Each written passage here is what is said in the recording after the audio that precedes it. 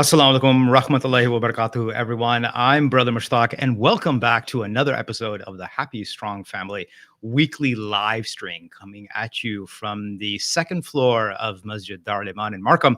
And this time around, we have a guest coming back, and we're going to focus on prioritizing Islamic education in our homes. And so I am going to welcome back now, for the second time, it's almost been a year, like we were discussing off air. It might be the third or fourth time, The actually. third or fourth time. I don't know anymore. No worries. I stand corrected. A returning guest, Yeah. Saadia Khan, now the vice principal with GLA, Gibraltar Leadership Academy out in Scarborough. Alhamdulillah. Assalamu alaikum. Thank you for having me. So let's discuss this. How do we tackle such a broad topic, Islamic education in our homes, giving it that priority and giving it really that focus? And if I could, Saadia, I'll maybe just ground it in my own personal experience. Look, you know, whether we're children of first generation Canadians or second generation, you know, I guess in a lot of immigrant homes, the focus has always been on education. Absolutely. Right? But here's the elephant in the room that we all need to address. When you're paying for Islamic education, that's money out of your pocket, not out of your taxes, right? Yeah. So obviously there's a different responsibility. You're sending your child to effectively a private school. Okay, that's what Islamic education is here in Ontario, Canada. It's not run like other parts of the world, or maybe even in Western Canada. I've heard, I don't live in Alberta, but I've heard that now in Alberta, our Western province, that Islamic education will actually be covered by the government. I had no idea about that. Or a portion. So let's verify that off air, and maybe we can get some of that in the comments, or maybe the audience can chime in on that. So Saadia, what's your hot take at a high level on this? That, yeah, you know what, parents are going to have to pay out of pocket. Yeah. You know, does that give it less priority, more priority? Is it a burden? What do you find at a top line level? Yeah. That the parents who are coming to a place like GLA, why do they come?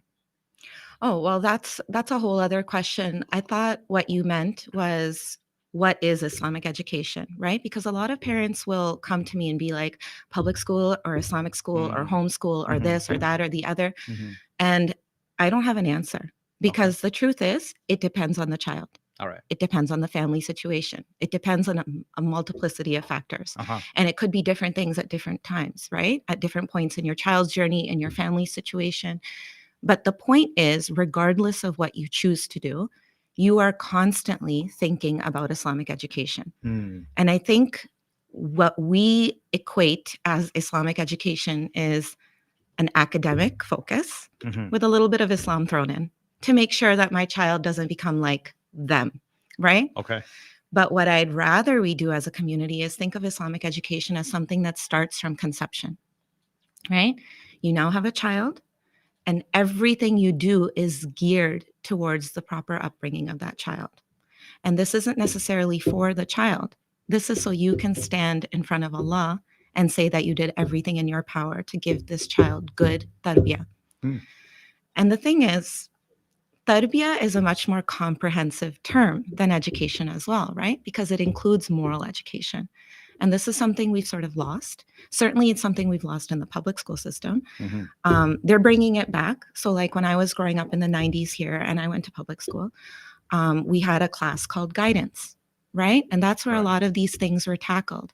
And then they did away with guidance. And students were, you know, there was a whole call for back to the basics, reading, writing, arithmetic, right? And slowly, they realized, no, we need to bring these subjects back, because kids aren't necessarily getting that education at home. So the first thing, like, even though I'm a vice principal at a major Islamic school here in the city, I'm not going to say that Islamic school is the best fit for every single child. And I'm not going to say that GLA is necessarily the best fit for every single family. It depends on your situation, and you really have to go inward, assess your situation, assess your child, assess their particular needs, and design. As the parent, you are responsible for curating the best possible experience for your child, aligned with this intention of tarbiyah and the development of my child. For that, we have to know our children, and it could be that two children within the same household have very different needs. For that, we also have to have some larger intentions around the development of that child. All right. Yeah. So now let's deconstruct this notion Sure, of let's do it. tarbiyah. Let's do a deep dive now. Ready. And growing up, clearly I have gray hair in my beard. I grew up in the 80s. Okay. Okay. I'm approaching 50. So for me, there was no guidance class. Okay. We had Interesting. guidance counselors. Okay, I I didn't remember know that. that. Okay. We had guidance counselors. And yes, I'm even of the age where we had OAC, I had maybe OAC. a I mythical was term. no, I was one of the last. You Yeah. were probably the last cohort, right? So Maybe. yeah, Yeah. I grew up with like OAC, which was effectively grade 13 Yeah. for the American viewers. They're like, what? How can you even have a grade 13? But yes, in Ontario, we did for a little while. So, in terms of a moral compass, what does that exactly mean for a Muslim parent? Why is it so important that we inculcate this concept, this modality of having a moral compass? Yeah. What does morality have to do with education for maybe a new parent, a parent who isn't accustomed to this? Maybe again, like I've said all along throughout this entire podcast series, we are children of immigrants. It depends where maybe you're not, but still, Yeah. the question begs to be asked: what does a good moral foundation or a moral compass have to do with, when we say character development, or does it not? Or maybe this is just an additional layer of an Islamic value, tarbiyah, that we're saying, this works for a Muslim child. Yeah, I mean, there's so many ways to answer that question. I'll start with this. When our parents or grandparents lived back home in predominantly Muslim countries, even if they didn't follow Islam, the society they belonged to followed an Islamic social script. And so certain things were normalized and reinforced, even in the village that the child belonged to, even if their parent in particular wasn't necessarily teaching or reinforcing Islam, right? We don't have that luxury anymore. Those of us who have moved to the West, the overall culture around us is one that is very antithetical to Islam in various ways, not in every way. Like, for example, one thing I really value about here is the respect and love for animals, right? This is a very Islamic concept. And so we are aligned in some values. This is not like a let's hate on the West sort of podcast. There's actually a lot of beautiful things about living in the West. And so that one immediately comes to mind, or somehow like the respect for the environment, right? But the overall, we do live in societies that are teaching values that are opposite to Islamic values. Okay. And so now what I imagine is my home has to be a fortress, and I have to protect my children, and I have to get ahead of the social script of the society they live in with every choice, whether it's the music that we listen to, it's the TV shows we consume, it's the messaging that I'm giving them with my own behavior, with my own ethics, with my own values, the people I surround them with, the gatherings I take them to. It is all education, right? And we don't think of education that way. We think of education as my child's in the classroom and they've got a pencil in their hand and they're learning something. That's one aspect of education. SubhanAllah, something that always I thought was just so interesting is historically, there would be a point at which, and they still do this, they emphasize this in Japan specifically, but in a lot of East Asian countries, the child has to show character development and morality before they even start their formal academic schooling. And this was also emphasized in Islam. Like, I think it's Imam Shafi'i, you would know better, that he was ready and he showed readiness of being able to tackle very complex Islamic texts and concepts. And the sheikh who was put in charge of him, like who was responsible for him, he said, no, we're going to teach him adab first. We're going to teach him mannerisms first. And then when he shows that, then he'll be ready to tackle the text. Now, if there's a teacher watching, you understand that what we're really talking about here is effective classroom management, right? You first build the culture of a class, and then when the students have the norms established, then we move on to the academic stuff. And the teachers who do that very masterfully, they are able to teach whatever they want because they have buy-in from the students. Right. We need to do that in our homes. Okay. If my child respects me, If my child sees me as an ethical person, a person that's responsible, a person who has high morality, who practices excellence in my day-to-day life, they will be more open to my influence. And only then can I focus on educating that child.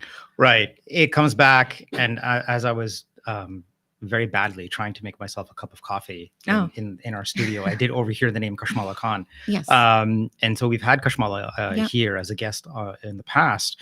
And I know something that's always stayed with me, whether as a person or as a parent or as a professional, always connect before correcting. Absolutely. Right. That's one of the phrases that was a takeaway for me. Always connect before correcting. Yeah. Right. Connecting before connecting. So in my teaching practice, I've said collect before you direct. It's a very similar sort of 100%. Paradigm. Yeah.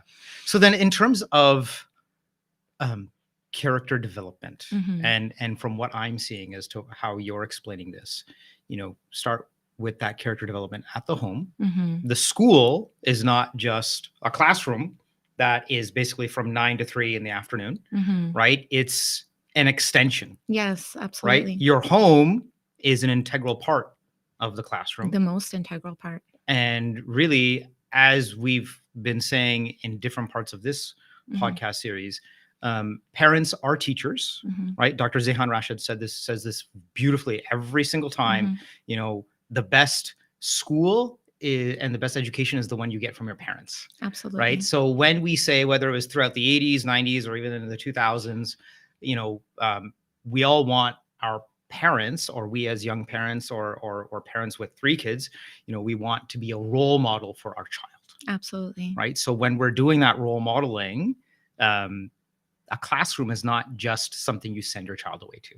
And right. It really starts at the home. It sounds so obvious, but you would be surprised how many parents view Islamic education as something that happens at school. And then my child will come back to my home and we're going to do our normal life. Right. Right. And so what message are we sending to our children when we compartmentalize Islam like that, rather than making it a way of life? Like if Islam is infused in the home, it's obvious to the child. They might not have the words to articulate it, but they know. They pick up on it very, very early. And if Islamic values are just something you dip into and dip out of based on your convenience, then that's also very obvious to a child. Right. And when in talking to young people, one of the things that comes up often is hypocrisy. Okay. Right? Why should I do this if my parents aren't doing it? It comes up so often. Why should I do that? Why should I tell the truth if I see my mom lying all the time? Why should I refrain from backbiting if I see my dad do it? Why should I put away my phone when all my parents do when they have free time is scroll their phone? So, subhanAllah, we have to remember that kids have a very finely attuned radar for justice and fairness. This is built into all of us. It's part of our fitrah. And the beautiful thing about kids is they've come from Jannah more recently than us, so that radar is more deeply developed. Like they might lose it, as many of us do as we go through life. But a small child, if you ever observe preschoolers playing, they have very strong concepts of justice. They're just built into them, right? Right. So I'm playing with something, someone took it from me. I'm immediately going to make some noise, or I'm going to look around for the adult. What is someone going to rectify this for me? Right? This is so deep in our fitrah. And I think it's beautiful because we can either nurture that or we can teach the child that doesn't matter. Right. So just internalize that. Sometimes if it's convenient for me as the caregiver, I will give it weight. And if it's not convenient for me as the caregiver, it will be ignored. And then the message is very confusing. Right. Right. And you also lose trust in the adults around you because there's not a consistent message being sent. Well said. Well said. So now, producer Kashif, the voice behind the camera, do we have any questions that have come in? Yes, we had a few come in off of Instagram also. So inshallah, I can ask those. Yeah, please. We were touching upon it was, hey, the decision is different for everyone about homeschooling, public schooling, Islamic schooling. So someone was actually asking like how to decide, like what are some factors you've seen that could help parents with this decision? What are the type of things they should be thinking about when deciding this and looking into that they might not necessarily, be right at the surface, but where you said they got to dig deep, so Yeah. where do they have to dig? Like, what are Okay, some well, the things? first thing is affordability, right? Do we live in a city where a lot of people need a second income. So if your family requires the woman, the mother, to go out and work, then this isn't even a topic, right? And that's okay, because there, if you're supporting your family, there's reward in that. So though I don't want to like diminish those women. If your family needs you to work and you're working there, that's what Allah subhanahu wa ta'ala chose for you to do, right? But then it becomes very important now, in my absence, where are my kids? What kind of environment are they in? Because especially in the preschool years, and this is what the time of their lives we think about the least, but they're actually the most important years of their life, the first 5 years. Whatever environment your child is marinating in becomes like a very huge part of their personality and identity. Okay. All right. Right? So, and I'm mentioning that because parents come to me around the teenage years or just on the cusp of the teenage years, and that because they see resistance. Yes. Until those years, you can sort of force your child into compliance, 100%. right? 100%. But you don't know what's really going on internally. So what starts happening around 11, maybe a little bit earlier for girls, is the child will start showing you what's going on internally, and suddenly you're like, wow, I did not know any of this. Yeah. So that's the time that parents start to panic. But what I would argue is you have to start at 0, and you have to really think carefully about the environment you're curating around your children. Now, if affordability is okay and you are able to stay home, and I'm speaking specifically to my sisters here, then stay home. Stay home and don't take it as a passive thing. Take it as an active thing. Take initiative, take leadership, join 100%. other homeschooling groups, get the support, not just emotional support, but spiritual support, logistical support, psychological support. Approach this the way you would a job. And it's so hard because you're not getting paid. Okay. It's so much easier to go to a job and get a paycheck at the end of the week or the end of 2 weeks. This is something, though, that you investing in that child, you will see the fruits of that years later. And it is an investment. And hopefully our Muslim men, our husbands, appreciate what a wife is doing by making a sacrifice and an investment in this way, and that she has strong appreciation and support from her husband. It's not always the case, unfortunately. And that she is able to, and in those cases, I would argue, as much as possible, a woman should live close to her family or close to supportive in-laws, because it is something that requires a great deal of emotional and logistical support. It's not something you can go alone, right? Just like at school, we provide psychological and support for our teachers. We, they can come to us when they have a problem. We give them mentorship. A lot of homeschooling mothers have told me they feel incredibly isolated and they don't feel like confident in what they're doing, right? Okay. So that comes from having a support system around you. Right. Right. And if you don't feel confident, how do you get confident at something? You learn about it as much as you can, and then you dive in. And the more you practice, the better you're going to get. Right. So that's just like anything. There's only so much you can learn from a textbook. Also, I say this all the time. Like, if I wanted to learn swimming, I wouldn't just read a textbook about swimming. At some point, I have to jump into the water. So it's the same thing with homeschooling. You have to just jump in at some point, see what's working, see what's not working. And again, every child is different. And then go with the flow of that child. Right. And hopefully our sisters are doing a model that's child-centered. Like, we want to put the child at the center of the educational experience. And that's why, again, I'm emphasizing, like, every child is so different, right?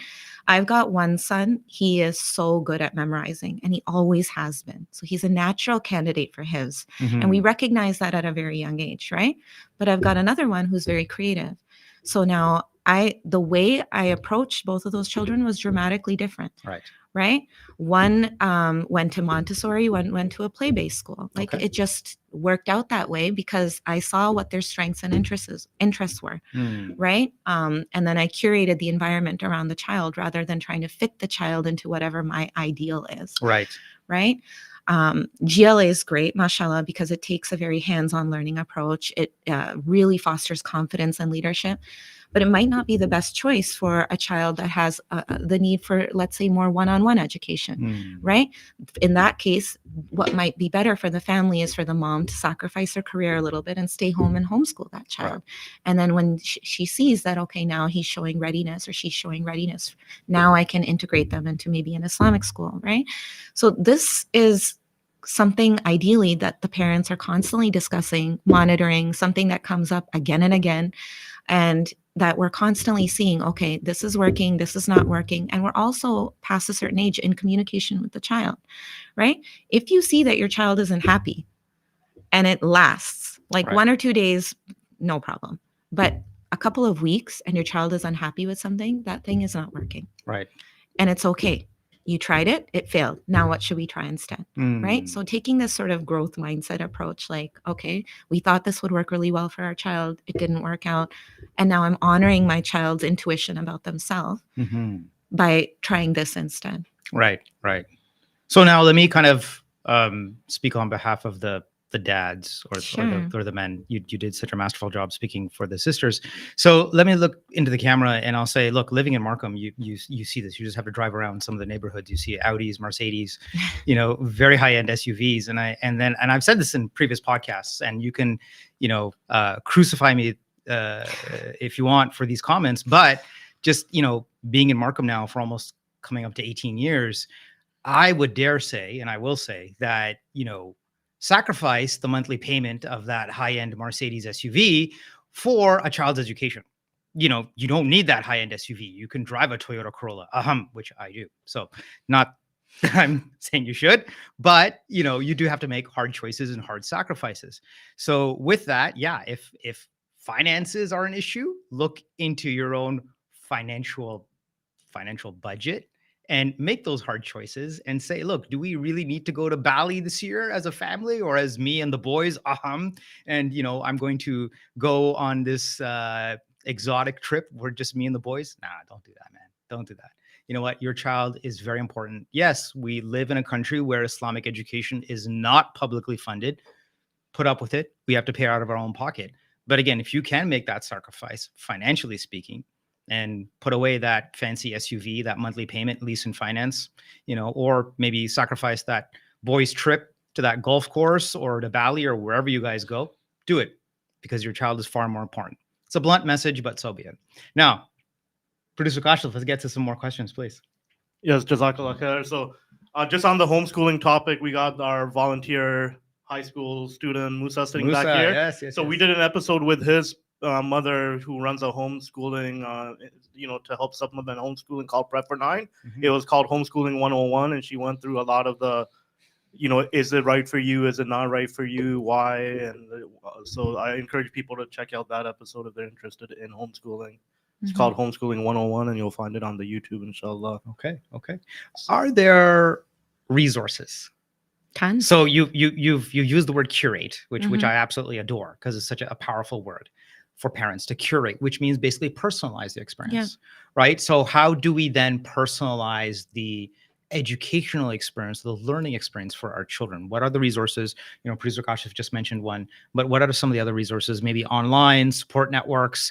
Again, to go back to that old adage, it takes a village to raise a child. It really does take a village. Yeah. I mean, there's tons, right? Toronto Muslim Homeschoolers comes to mind. Prep 9 also comes to mind. There's tons of resources in the community, right? You cannot do this in isolation. If you choose to homeschool, it has to be something that you reach out to other women and sort of develop a bit of a cooperative. And those cooperatives exist. If you go it alone, you will burn out. And it's the same thing with teaching in a classroom at any school, public or Islamic. I've been in both, right?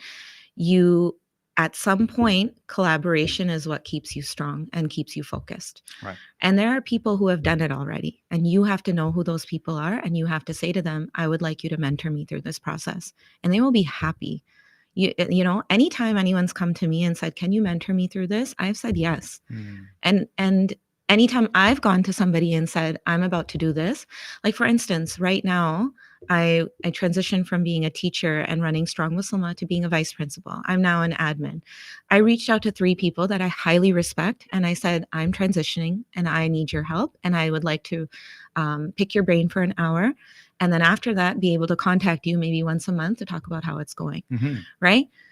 And they all said yes. And so, alhamdulillah for that, right? If someone says no, it's rare. People like being in a position of helping others. Like if you've achieved something and you've like done well, now pass on what you've learned in that process. 100%. Right? And 100%. Muslims and non-Muslims, I've found, are very open to this.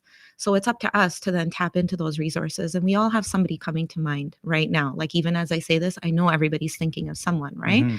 Alhamdulillah, I've been blessed with some excellent mentors in my life. I don't know what I would have done without them, right? And so anything we undertake that's difficult, our first thing is we do it for the sake of Allah. We clarify our intention. We ask Allah for help, not just once in a while, but every day, right? Very specifically designed, deep du'as, having to do with our child, having to do with their tarbiyah, keeping the end goal in mind. Keeping in mind also that this isn't about producing the best Muslim kid possible, but it's about producing a really well-adjusted, holistically well-developed child that's happy, healthy, strong, and practicing Islam, right? And serving the community. And then eventually that child will make dua for us. Like we're all going to be buried one day. And what kind of relationship did we have with our children? And we all know people who have cut off their parents, unfortunately. If we have this really good relationship with them as adults, we've been successful. Definitely. And then if we've been able to inculcate Islam, in addition to that, we will die and they will carry on our legacy. We will get the reward of that. But they will also make dua for us, and those duas will benefit us. 100%. So we have to remember that every day, actually. And because it's very easy to lose sight of that. It's very easy to be on your phone and a child's all over you and you're just trying to send that work email and they're annoying you and you're just like, leave me alone. And to lose perspective. It's very easy, I'm speaking as a woman, right? It's very easy. Okay, I've got a whole bunch of people coming over, so I need to be in the kitchen. I need to spend my entire weekend cleaning, cooking, preparing, making sure this, dawat goes really, really well. And then what? I've now ignored my child for the entire weekend. And that's not really what our role is. No. Right? No. And I think some of us I'm going to speak to the brothers right now. Yeah, absolutely. Okay. And I'll chime in as well. Yeah, 100%. Okay, as someone who coached for 3 years, one thing I learned was the amount of women who spend their entire day cooking and cleaning and doing laundry and taking care of in-laws, and then resent their husbands for having no time for their own children. Yeah. Okay. So I would love they've told me, and it's not just one woman or two women, it's several women. Like they have told me, I would love to give my child more dedicated time, but the way my husband has set up my life is this is where my time goes. Yeah. And every morning I'm told a menu of things that I need to prepare for dinner and then serve my in-laws. And I'm so busy doing this, and the other, that then the only time I really get with my child is this frenzied, frustrated side of me. And they're not getting the best of me. Right. Also with working moms, I've heard a lot of, I work just as much as my husband. And then I come home and I do all the housework. Yeah. And I sit with the kids and I do their homework. And my husband just relaxes and watches TV. And the thing is, subhanAllah, I'm really lucky I never saw my dad doing that, right? My dad was a very hands-on father. So it really shocked me when I started growing up and seeing this behavior in other people's households. And what I will say about that is like your real job actually starts the minute you get home from work. Definitely. Like work is a means. It's not really what your responsibility is. Your main responsibility is raising those children. Yeah.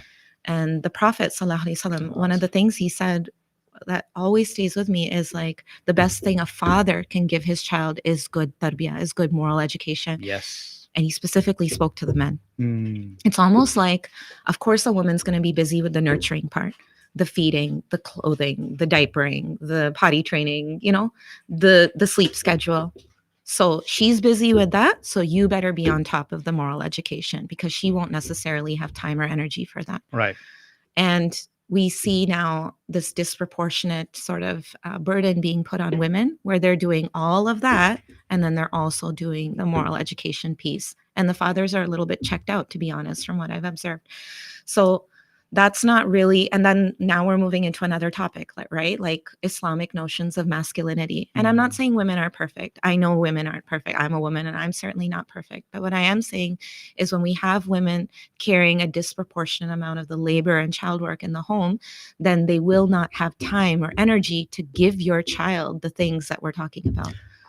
You're connecting the dots here. Yeah, I right. hope so. And don't apologize for it. Not that you are, but I'll say, I always feel nervous when I'm talking to the men because I'm like, who am I to talk to the men? No, you're as a woman, you have every responsibility and every right to say something. And now I'll chime in and I'll look into the camera. Look, guys, hello, brothers. It's 2024. For God's sakes, if you don't do your own equal share of the household chores, bad on you. I'm going to call you guys out.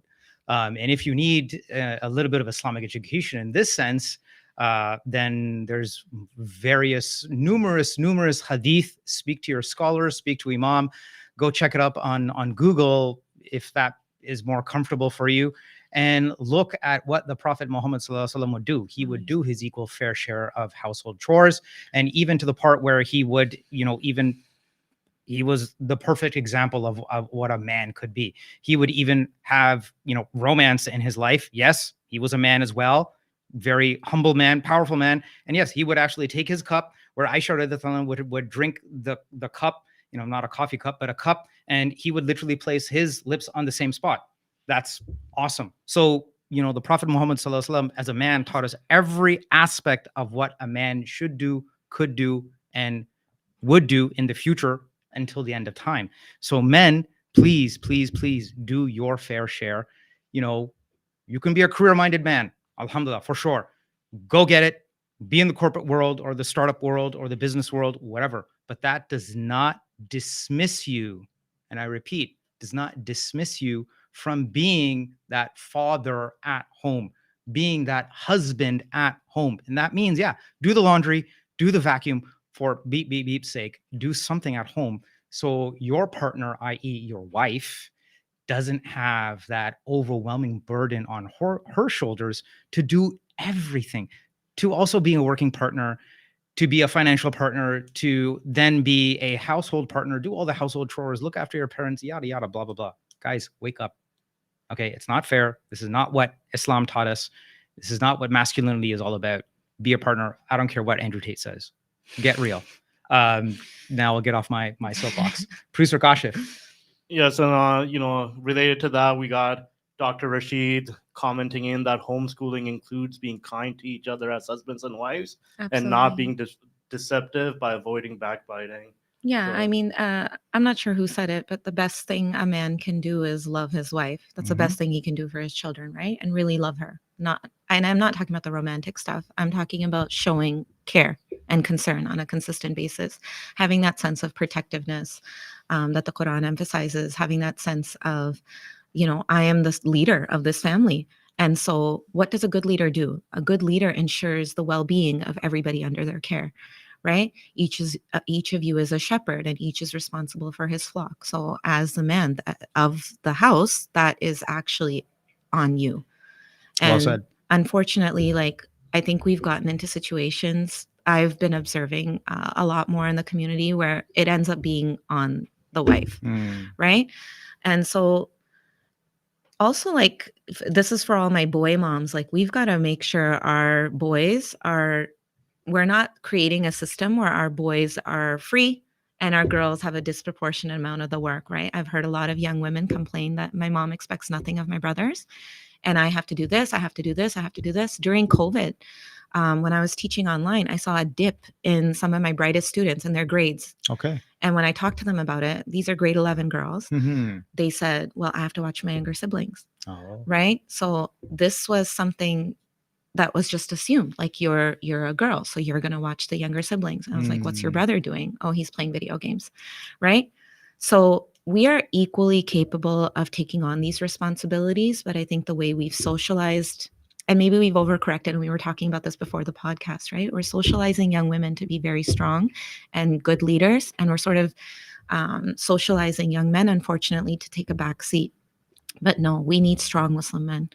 And we need Muslim men that have a strong sense of responsibility and a strong sense of awareness around what's happening in the home, right? And a willingness to take initiative to, to create well-being for the people around them, right? And if something's not right, the first person in the house, I think, that picks up on that is usually the mom. Right? Yeah, Because she's the center of the family. definitely. So now when she comes to her husband to discuss that, how receptive is he? Mm. How much of space does he create to say, oh yeah, that does sound like a problem. Let's brainstorm some strategies together.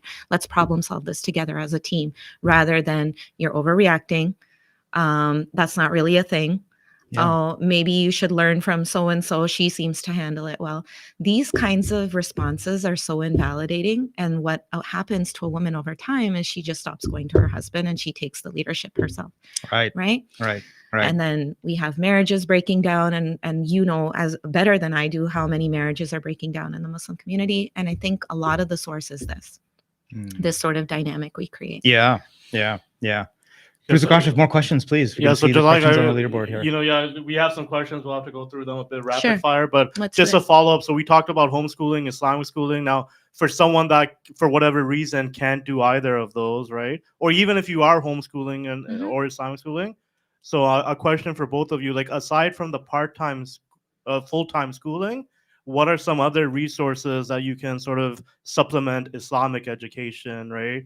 Like Sister Saadia, I know you have a son in school years, so maybe we can talk a bit about that. Brother Mushtaq, you've talked about what your family does on car rides, so I'll hand it to both of you. Like, Yeah, what are some other please. resources to supplement Islamic education?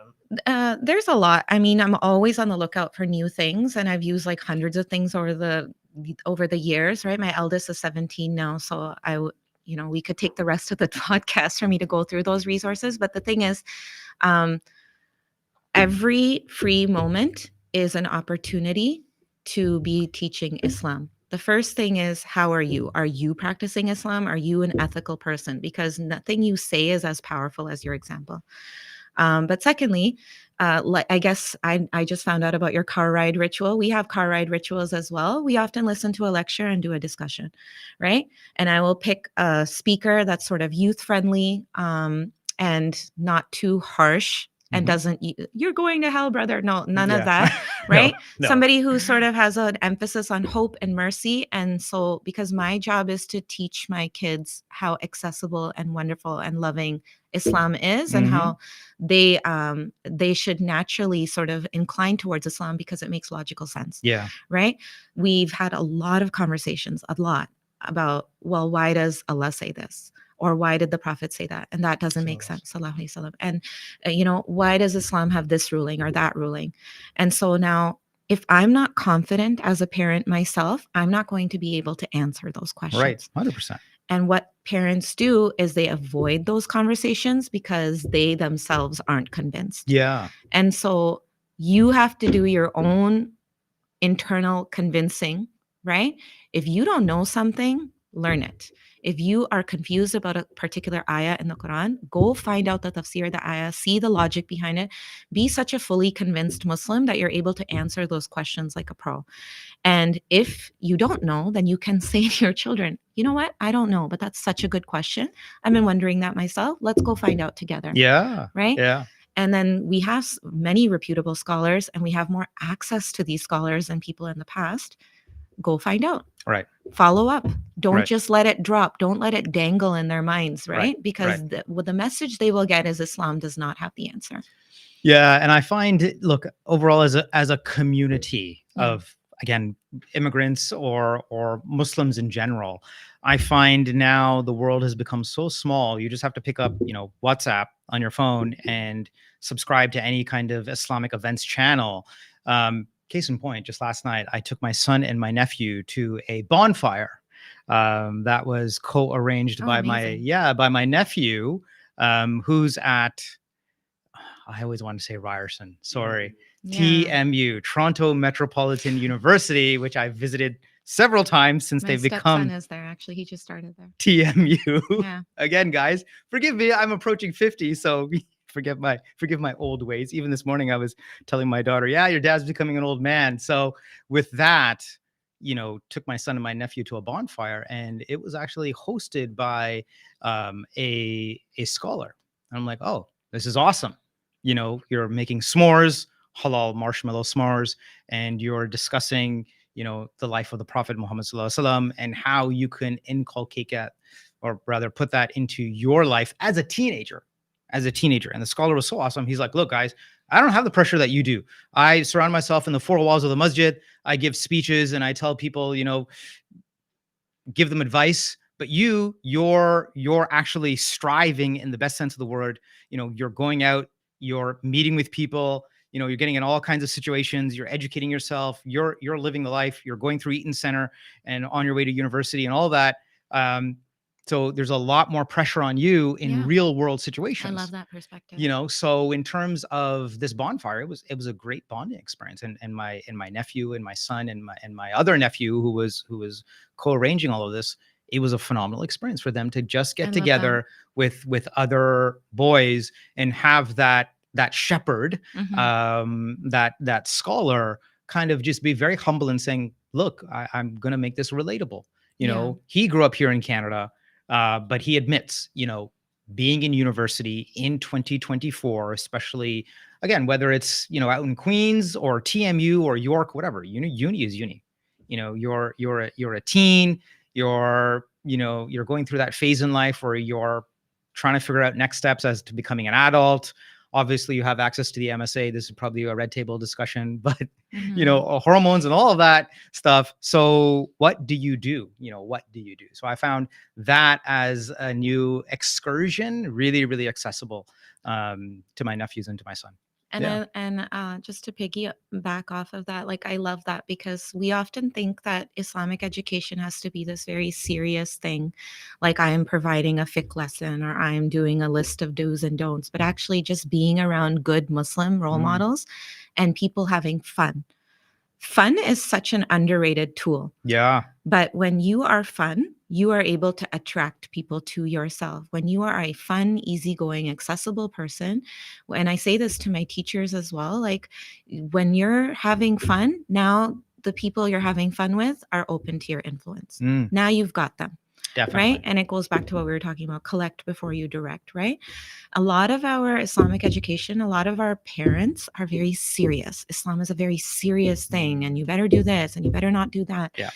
Why would anybody want to choose that? Like if my whole idea of Islam is this very serious, harsh thing, what am I going like? And everyone else is having fun except the Muslims. Yeah. Then where is my heart naturally going to go? And we underestimate like the emotional role in all of this, right? We have communities in Toronto that are very, very strict and nothing is halal. Everything is haram. And then what happens? Those kids turn away from Islam. Yeah. That's what happens. And if they're not doing it in front of you, they're doing it behind your back. Oh, 100%. Right? So another phenomenon that I've seen personally time and time again is the strictest households where absolutely nothing is allowed. What kids learn to do is develop a double personality. I've got one personality that I'm going to show my parents for their happiness. Yeah. And then I've got a whole other thing going on that they're not aware of. Yeah, and we've talked about this in previous episodes where it's like, what was it? And we've had several sessions now where we've had like Muslim teens, Muslim youths, and they'd be like, oh, the halal quotient, so he listens to, music, but his halal quotient overall as well.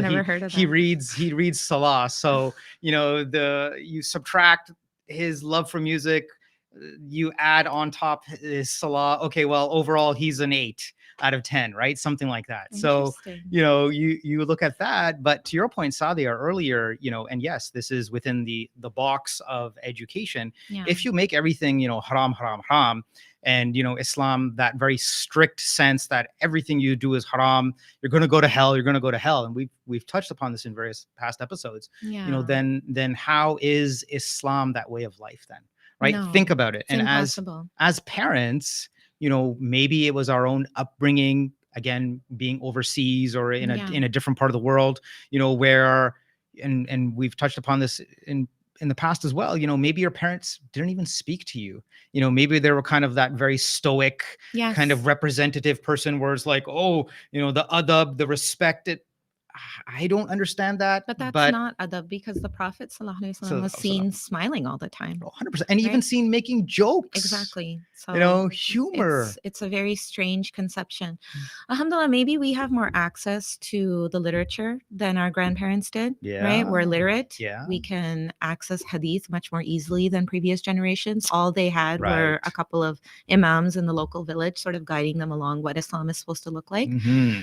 I don't know if that's good or bad. Like there's good and bad in that, right? But nowadays, anybody can access the Quran and anybody can access the hadith literature. So there's no excuse. When we know what the Prophet was like, sallallahu alaihi wasallam, and we know how he was with his family in particular, he was an easygoing, soft person.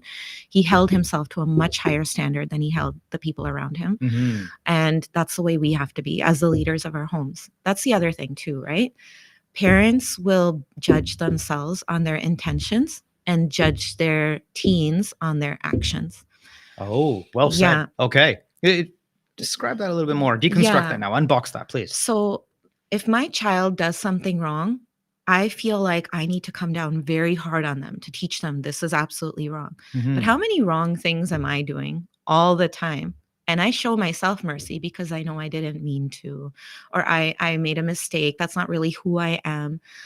Or I had to. Exactly. Our children will make mistakes. They will go down the wrong path. Like if we just build that expectation into parenting, I think we'll all be much more happy about it. Like we'll just learn how to enjoy our children and watch and witness their unfolding rather than trying to make them what we weren't, what we weren't able to accomplish. Now I'm going to make sure this person is able to accomplish. And some of this gets into what will other people think, right? And that's never the objective. Mm-hmm. And you wouldn't believe how many young people have told me all my mom cares about is what will other people think. She doesn't really care about Islam. Yes. She doesn't really care about practicing this, that, or the other. Right. But what will other people think is and as soon as you've said that, you've lost them because that's never going to be an objective that somebody subscribes to. Right. They don't care what other people think. They 100%. care about their own development. Yeah. Right. Now, if we can say to a child, the underlying principle of why I'm doing this is your protection. Do you understand that? Do you understand where I'm coming from? Now we have buy-in. So even if they disagree with the decision, they understand the principle behind it. Right. Right. And they're more likely to then follow what you're saying because you've shown them mercy. You've shown them the reasons you're saying no. And don't say no too often. If you're a parent who says no a lot, rethink your approach. Try to say yes as often as you can. Most things aren't, as the kids say, that deep. Yeah. You don't need to say no to absolutely everything. I had a parent a couple, maybe 2-3 years ago, telling me her and her daughter will not stop fighting because the daughter wants to dye her hair purple. The daughter wears hijab. Nobody on earth except a close family and friends would know that this girl decided to dye her hair purple for a couple of months. And then she grew out of that. I asked the parent, is this a hill you want to die on? Like, is this so important to you that she dyes her hair purple, like as a means of creativity and self-expression or just maybe seeing what it looks like? Right. And I'm like, she wears hijab. Like no one's even going to see the purple. She's like, I think it indicates like a certain type of person. Right. And I'm like, do you see your daughter like going down that road? Do you think she's going to now start getting tattoos and piercings? Yeah. And she's like, no, actually. So I'm like, so what's the problem? Exactly. Let her dye her hair purple. Yeah. Right. And I couldn't believe that I was in that conversation because the daughter was like, we've had so many fights about this. Yeah. Right. So to me, it's like, what's actually important? Like, what are our principles and priorities as parents? And then we have to let the small stuff go. Yeah. We cannot expect perfection out of our kids. Right. We ourselves are not perfect, not even close. I'm chuckling and all smiles because, believe it or not, in uni, or I think it was in high school, I dyed my hair purple. Oh, so. No way. I would have never expected that. You heard it here first, folks. Yeah. And maybe I turned out all right. I don't know. But that being said, I, Okay. I, a good friend of mine here in the masjid, three amazing boys, his sons, but they went through a phase, and I'm not picking on him. I'm trying to illustrate a point here. All three of his sons went through this phase where they grew out their hair, like Jesus length hair with like the Jesus beard, Nice. and it was phenomenal because you saw these, young men Yeah. who were just walking around the masjid, just unkept hair, right? Yeah. And it was just like, well, I don't know, at least put in a ponytail. No, it was just like long flowing hair up to their shoulders and long beards. And I'm like, wow. And I asked their dad, I go, like, what's going on here? He's like, Mushtaq, if them growing out their Jesus hair and beard is the worst thing they can do as they enter, adulthood, then I'm fine with it. Then let that be the worst thing they can do. No, so I agree with that. Just to put it in context. Like, I don't think we should be getting involved in hairstyles at all, to be honest. There's so many more important topics. Yes. And I think we need to choose our battles wisely, right? When you've set a curfew, for example, and your child is violating that curfew, that's something worth getting stubborn about, I think, right? Because it becomes about safety, protection, about not knowing where your child is necessarily in the middle of the night. Once you let that slide a little bit, it gets worse, not better. Hair, I don't think it matters. Like, part of what we forget is, as teenagers, part of their role is to individuate. Like, part of their job in that age category is to separate themselves from us and to become individuals who are capable of being responsible leaders in their own lives. That's going to look messy. That's not going to be a linear process that we're like always like, oh, wow, I admire my child so much. What a great choice they made. They're going to make bad choices along the way. Allowing room for that, allowing safety. So when your child is thinking through a bad decision or a potentially bad decision, they feel like they can come to you. That's the other thing I always say, right? If you don't create safety for your child, like psychological and emotional safety, what's going to happen? They're going to rely on their peers. And I tell my kids this all the time, and if they're watching, they're going to laugh. Your peers are just as stupid as you, right? They have just as much life experience. Said. Yeah, that's a different take on it. They don't know what they're talking about. They're going to give you horrible advice because they are just as dumb as you are, right? So go to an adult. And by the way, it doesn't have to be me. If you don't feel comfortable talking to me, we have this uncle, we have this older cousin. And my kids often go to the sort of role models I've set up in their life, right? And I know those role models align with my values. So whether it comes through me or not is fine. Ah, there you go. Right? Okay. It doesn't have to, because we have alignment on the major values with me and those people, right? So alhamdulillah for that. And I feel very blessed, by the way, to have that. But they go to those people and they hear what I would have said anyways. And they're receptive to that advice. And now they've got somebody older sort of monitoring the situation. Right. Right. And if they need to come to me, like one of my kids talks to me a lot more than the other, that's fine. We have that sort of compatibility where he feels comfortable and wants to open up to me. Then we can do that in a psychologically safe place where I'm not going to turn around and be like, what the hell is wrong with you? Like, we don't talk to your kids like that. Yeah. Don't dishonor them like that. Right. A lot of situations that I've been in with between parents and children, I will say something, subhanAllah, we don't realize the power we have and the asymmetrical power dynamic between us and our kids. We are constantly interrupting and not listening to our kids. Oh, okay. Right? Yes. So a child will say to me, my mom doesn't listen. And the mom will say, my child doesn't listen. I will bring them both in. I will ask the mom to speak first. The child will sit silent. Okay. They might huff and puff and roll their eyes and show some body language, but mostly they do not interrupt. Oh. And then the child starts speaking and right away the parents are interrupting. Oh, yikes. Okay. Yeah. I've seen it so many times. It's a phenomenon. I'm convinced now. I don't think when we say we listen to our children, I think most of us do not listen to our children.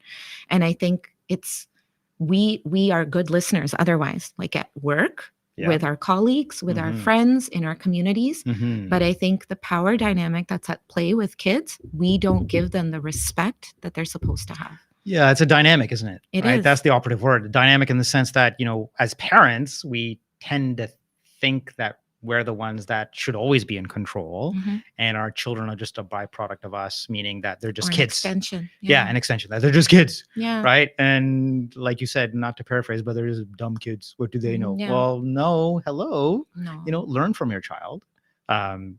Because your child, like you said, is an extension of you. Producer Kashif, let's try to kind of, we're already close we're to approaching 6 the hour, minutes and to the top of the hour. I had promised Sister Saadia we keep this short because we have a second recording after this too. Oh man, I'm so sorry. No, I kept going on and on. It's I just been looked a at the great time. conversation, and a lot of these questions we answered, but there was 2 asked on Instagram that I'll ask here. Please. We've already sort of talked about them, but Sister Saadia, maybe if you had any tips or want to recap, I'll ask them together because they're sort of related. So how can I encourage my 9-year-old to offer salah without forcing him? And then the second one, how to deal with stubborn kids and toddlers. So we've touched upon it throughout the podcast, but maybe if you have some tips for this parent that's asking. Yeah. Parenting is dawah. You can't force anybody to do anything, right? You can force it till a certain age, but then what are you going to do if one day you're not home and it's prayer time and your child chooses not to pray? And we have no way of ever knowing if our children are actually praying or not, because they might be faking the motions. Maybe they rush through their wudu because they don't think it's important. So you have to stop thinking that you can force things. You don't even know if your child's fasting, to be honest with you. They might wake up with you and it appears as if they're fasting, but who knows? Maybe they snuck in a candy bar at school or something. So all we can do is dawah. All we can do is describe the reasons why and show our happiness with submitting to Islam, and that will rub off on them, right? With prayer in particular, I think families are called upon in the Quran to establish salah. And I do think establishing salah means you pray as a family as often as you can. Yeah. I don't think people should go off into corners and be praying by themselves. As much as you're able, when the family's together, pray together. And ask your children, hey, did you pray Dhuhr? Okay, why not? All right, come pray now, right? These sort of gentle reminders. But at the end of the day, this is not something you can police. And certainly by 9, 10, 11, the point of that period is to develop a love for salah, a love for the Quran, love for the Prophet sallallahu alaihi wasallam. But when they're a little bit older, they can fake it. And so you have no way of regulating or ensuring that, unfortunately, right? All you can do is invite. What was the other question? I don't see it. So the second question was about stubborn kids and toddlers, how to deal with stubborn kids and toddlers. Okay, so I'm going to say something controversial. Stubborn kids are a gift. Do tell. I have a child that was very stubborn as a toddler. And I used to make a lot of dua because this child really tested my patience and my endurance. And subhanAllah, one thing I really admire about him now, he's much older, is he has such a strong confidence and internal sense of self. Okay. He will not go with the crowd. Whatever, if something aligns to his internal sense of right and wrong, he will do it. MashaAllah. If something doesn't align, he will not do it. No amount of peer pressure can convince this child. Nice. Alhamdulillah. And he frequently tells his friends, you're wrong and your choices are stupid, right? Alhamdulillah. And so that stubbornness was channeled in such a way that it became like part of his character in a positive way. The thing I literally just said this to a parent, by the way, subhanAllah, this week in my office, because she was crying about her child and he was very stubborn and spirited. Okay. Spirited is the word she used. Okay. And I said, make dua every single day. The same strength you see now that's turned against you will one day be an asset for you if you really take the time to invest in this child and not continuously tell him something's wrong with you, but to look for the positive and look for the moments where that stubbornness is being channeled appropriately. Allah will reward you for your patience, first of all. That goes without saying, right? But secondly, eventually the strength that is against you will be for you if you really make dua and rely on Allah and then channel that child's strengths appropriately. Okay. Every child has strengths. Even the most difficult child has strengths, has some kind of beauty, talent, something to offer the world. And so our job as parents and as educators is to figure that out, excavate it, encourage it, see where it can be appropriately channeled, and really affirm it, right?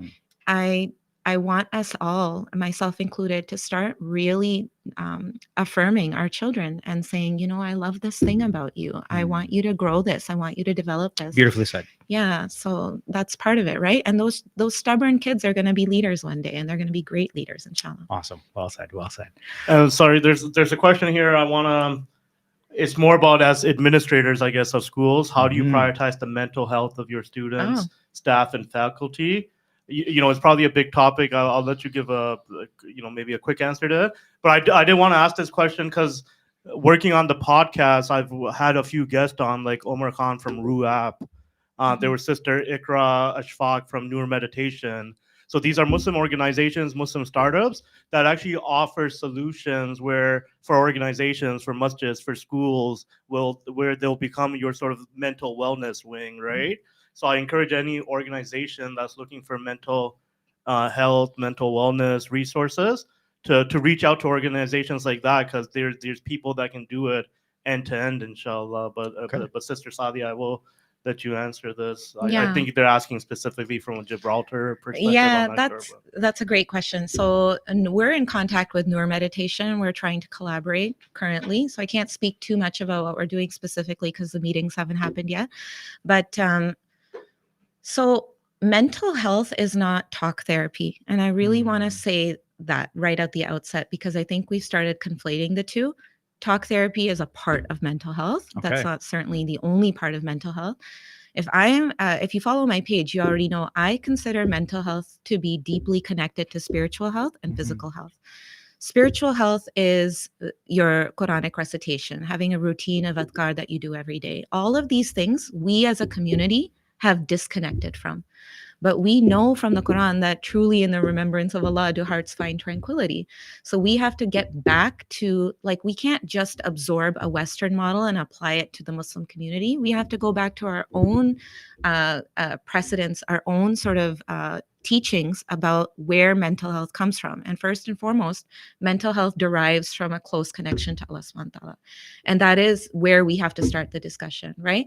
So one of the things I did, for instance, after becoming vice principal at GLA, is I had one-to-one meetings with each of my teachers. And I asked them, among other questions, what do you do to take care of yourself? Spiritually, mentally, emotionally, and physically. Right? And some of them had great answers, and some of them were like, nothing, I'm a martyr, basically. And I was like, no, we can't have that mentality, because you're being called upon to do something great. Right? This is an amana. Having children and raising children, one level of amana. Raising other people's children, a whole other level of amana. Well said. Right? Well said. Allah chose you to be here. So as Allah chose you for this amazing role and with this incredible responsibility on your shoulders, you have to rise to the occasion, and your capacity has to be at the level where you can handle this. So we need strong spiritual routines. We need strong physical routines. We need strong mental routines. On the physical point, you know what's more effective than talk therapy is exercise, right? How many people in our community are prioritizing exercise? And it doesn't have to be like, you don't have to become a gym bro, but you have to have some kind of regular exercise routine, or your mental health will suffer. Our ancestors moved. If we're not moving, we're in trouble, right? That's what the human condition is used to. And that's a big part of our health. And then on top of that, how do you eat? How do you sleep, right? Even one bad night of sleep can completely affect your emotional volatility. And there's tons of studies about that now. So now if I'm regularly not sleeping well, how am I going to really have good mental health? So we have to start there. And then we can get into all the meditation and the talk therapy and all those sort of things, which are really nice and I think effective. But if you're not taking care of yourself at a basic level, physically and spiritually, that conversation isn't relevant, right? You can do all the meditation in the world or all the journaling in the world, but if you don't sleep well or eat well or exercise or have any sort of Quran routine in your life, your mental health will suffer. Right? And then, of course, strong support networks. We can't go it alone. And loneliness is one of the top killers, we know, like, of people's health, including their mental health. So, and many people in our communities, unfortunately, feel very lonely, even though they're surrounded by people. So what are we doing about that? How are we creating community around ourselves? And how much do we embrace one another, flaws and all, instead of judging, but creating inclusive communities where everybody feels welcome and nourished and seen and appreciated. So this is like a much bigger topic and could be its own podcast, actually.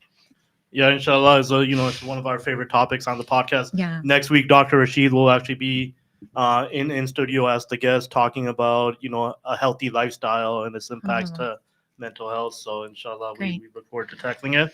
So we will, inshallah, end there with the questions. Now, before we do end the podcast, I did want to, mashallah, you guys are both administrators at Islamic School. Brother Mushtaq is the founder, Sister Saadia, vice principal. So maybe 30 seconds each. If you did want to talk about your Islamic school for folks in the GTA, I'll display the website so they can get more information. Wow, awesome. Sure. Go ahead. Sure. So the Islamic Academy of Markham, it is an Islamic school. We're now going into our second year of operation. It's interestingly the only Islamic school serving 4 cities: Markham, Richmond Hill, Stouffville, and Newmarket. Our focus is a modified educational curriculum, Islamic education, and yes, the Arabic language as a second language. So we are still accepting enrollments. Just go to iamarkham.ca if you are interested in enrolling your child into this Islamic school. Thank you. Alhamdulillah. That looks awesome. So Gibraltar is an incredible school, and I feel very fortunate to be working there. I'm a vice principal at the Durham locations. There's 2 locations, one in Scarborough, one in Durham. The Durham one goes K to 8, and the Scarborough one goes K to high school, to grade 12. Mashallah, last year, all of our grade 12s not only graduated, but went to university, several of them on scholarships. Mm-hmm. What I love about Gibraltar, aside from the vision and the passion of the people running it, is that it's probably one of the only Islamic schools run by educators.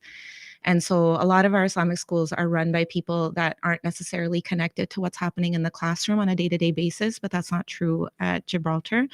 I'm really proud of the work we're doing. We're not only, putting Allah and His Messenger first and really focusing on the curriculum and integrating Islamic curriculum like you're doing in Markham, but also having fun and creating this environment where kids feel very welcome and want to be there every day. Awesome. Thank you, Producer Kashif. So let me just wrap up. Sister Saadia, thank you for coming on the show again. Thank you for the opportunity. Oh, no, it's always good to have you back. And so this episode has been, we've discussed a lot. So I encourage you to, if need be, rewatch the episode, but share the episode as well. As we were kind of alluding to before, like just go on Instagram and just, share the clip, go on WhatsApp, forward the clip. Help as many other parents as possible by sharing all these nuggets of wisdom from Sister Saadia. Again, educator, life coach, and now vice principal with Gibraltar Leadership Academy out at the Durham location. There are 2 locations. So that being said, this has been a phenomenal episode. A lot talked about, both in terms of an Islamic education, how it starts at the home, how parents are an extension of the child, role modeling. And again, role modeling can be both ways. Yeah. Right, Sister Saadia? It can be from your child. Yeah. So please treat your child as a role model. Look up to your child. Learn from your child. Yes. As much as your child will learn from you and treat you as a role model. It goes both ways. Not that it has to be said, but I've said it. It might be a new concept to some, but more a reminder to everyone watching. So tune in and tune in often. We broadcast live every Sunday, 11 a.m. Eastern. So to everyone out there in YouTube land or podcast land or video land in general, good morning, good afternoon, and good night. This is Brother Mushtaq on behalf of the Happy Strong Family Studios signing off.